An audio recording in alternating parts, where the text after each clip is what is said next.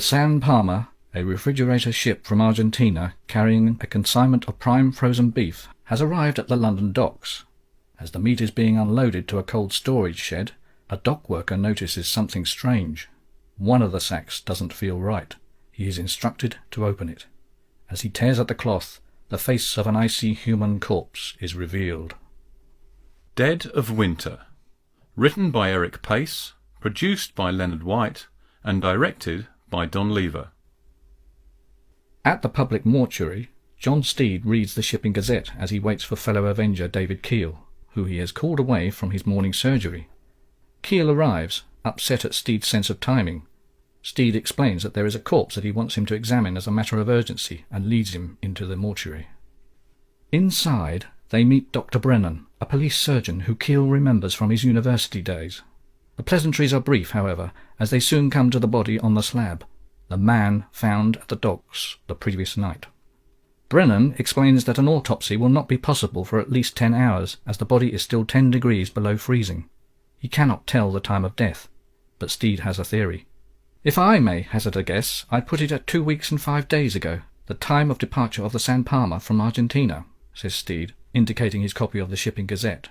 Steed leaves Keel with Brennan and arranges to meet later at the surgery. As he departs, a young man, Willy, silently follows him. Later, with Keel out delivering a baby, Steed has the surgery to himself. He meets there with Inez, a fashionably dressed South American, and shows her a photograph of the dead man. He asks if she is certain of the man's identity. "Quite sure," Inez replies firmly. "I had him under close watch in Buenos Aires until 4 weeks ago when he disappeared. We knew he was trying to get to Europe, but who could expect him to leave the country in that way? And dead," exclaims the South American. Inez explains that Webster's, the meat importer, have had an office in Buenos Aires for 3 years. Steed adds that Webster's real name is in fact Weber, and that someone called Dr. King has made a suspicious number of flights to and from South America of late. Steed believes Dr. King is in reality a man called Kreutzer, a brilliant doctor who worked for the Nazis in the war. Keel arrives and learns that the corpse in the mortuary is that of Hans Gerhard Schneider, a Nazi war criminal living in exile in Argentina. Schneider was to set up a paramilitary organization in Europe for the neo-Nazi group Phoenix, which would return the Nazis to power, but the plan had failed. Schneider did not survive the journey to Europe. Steed offers to take Inez to the airport from where she is to fly home. Later on, Willy meets with Weber at his doc's office. Weber is angry with Willy for allowing Schneider to be taken to the public mortuary. He was to collect the body, but had been held up in traffic. Suddenly, Weber notices someone suspicious outside. He grabs his field glasses and takes a look. It is Steed. Outside, the dock workers are moving carcasses of meat across the wharf to the shed. Weber approaches one of them, Harry, who explains that Steed is a customs man. Weber doubts this and confronts Steed, introducing himself as the importer of the meat. "And last night's, was that yours as well?" asks Steed archly. "You mean the body?" asks Weber. "Why anyone should have selected our consignment to dump a body is a complete mystery." Steed ascertains from Weber that the carcasses usually weigh about 140 pounds. 10 stone, about the weight of a man, Steed comments. With Weber, Steed questions Harry, the dock's foreman. Harry turns out to be evasive and unhelpful. Steed decides to call it a day, but advises that he may return with further questions. That evening, Dr. Brennan calls Keel and suggests that the corpse is now sufficiently thawed for an autopsy to be performed. Keel tells Brennan he will bring Steed and meet him at the mortuary. When Keel and Steed arrive, Dr. Brennan is nowhere to be seen. Keel calls out for him, but there is no reply. Steed goes over to the corpse on the slab and pulls back the shroud. The original corpse is gone, but in its place is Brennan, and he is dead. Later, Steed meets Keel in a cocktail bar. Steed has learned that another Phoenix man is leaving Argentina and will arrive in London on the 25th aboard the SS Whitney. He has also had a minor Phoenix member, Dr. Fisher, detained at the airport and held in custody on a trumped-up smuggling charge. Steed suggests that Keel can take his place as Fisher and Weber have never met in person. Keel has a fortnight to learn about Phoenix before entering the fray. 2 weeks later, at Webster's, Willi is talking to Weber's secretary, Margarita. She is worried that they are both in too deep. They are interrupted by Weber, who suggests Margarita find some work to do. Kiel enters, posing as Dr. Fischer, a Phoenix member sent by mutual friends. Weber is at first highly skeptical, but when Kiel mentions Kreuzer's name, he is convinced. "We have been advised of your arrival," states Weber, "and understood that you would be staying at the surgery of a Dr. Kiel. Is that not correct?" Kiel momentarily worries that he's been rumbled, but quickly recovers his wits. "Oh yes, I was able to arrange a little practice over here. I thought it would allay suspicion," says Kiel, thinking fast. Back at the surgery, Carol humours Ted, the father of the twins, delivered by Kiel. She stifles a laugh as he tells her they are losing their hair. Kiel and Steed arrive shortly afterwards. Steed reveals that he had supplied Fisher's cover story to Webster, and this angers Kiel, who argues he should have been warned. Steed deflects the criticism. As Steed leaves, Carol warns Kiel that someone in the waiting room is asking to see a Dr. Fischer. It is Willi, who tells Kiel he is to be taken to meet Kreutzer. At the docks, the cargo from the SS Whitney has arrived. Steed is in attendance supervising the operation, and this is something that makes Harry, the dock foreman, very unhappy. He threatens a walkout. Weber observes the altercation and decides to intervene. Just after he arrives, there is a commotion. The dockers have found a dead body in number 2 hold. It is Inez, the Argentine agent. Meanwhile, Willi has taken Kiel to Kreutzer's Harley Street surgery. Inside, a body lays on an operating table, covered by a sheet. Kiel enters and Kreutzer beckons him over, drawing back the sheet to reveal Schneider's body. "May I introduce our future leader, Hans Gerhard Schneider," proclaims Kreutzer. On the slab, the body starts to move. To Kiel's astonishment, Schneider's eyes spring open and he sits up.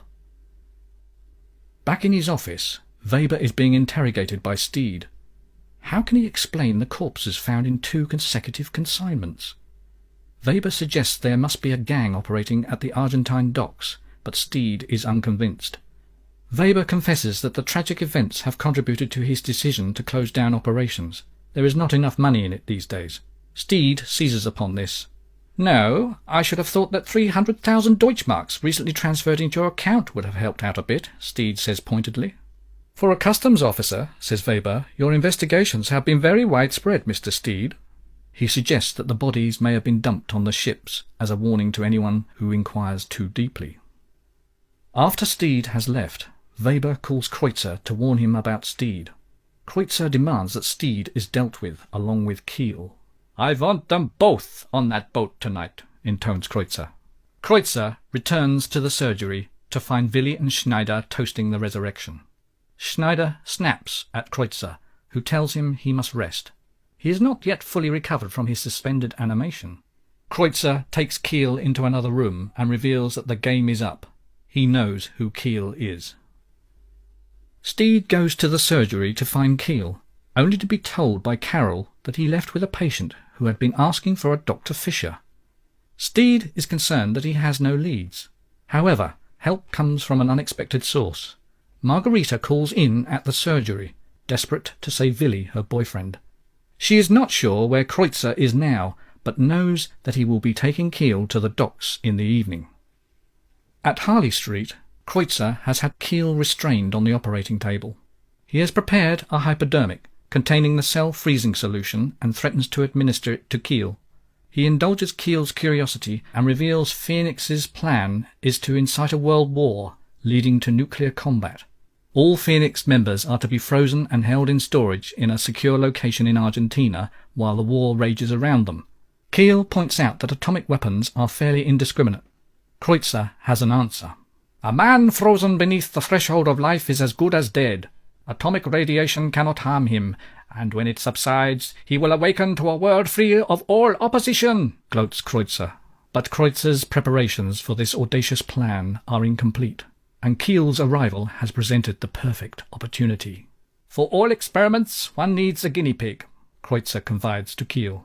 "I shall subject you to a controlled experiment lasting 1 month, during which you will be subjected to every known radiation hazard. Now relax, Dr. Kiel," he advises. Meanwhile, Steed and Margarita take a taxi to the docks. She says that Keel is to be transported to Argentina on the SS Whitney. She implores Steed to save Willy, who she reveals was Kreutzer's first experimental subject for the freezing process. At the Harley Street practice, Keel has been injected and is unconscious. Schneider infuriates Willy by telling him that the story Willy had been told by his mother was a lie. Willy's father did not die a heroic death in the war. He was shot in the back for cowardice in the face of the enemy.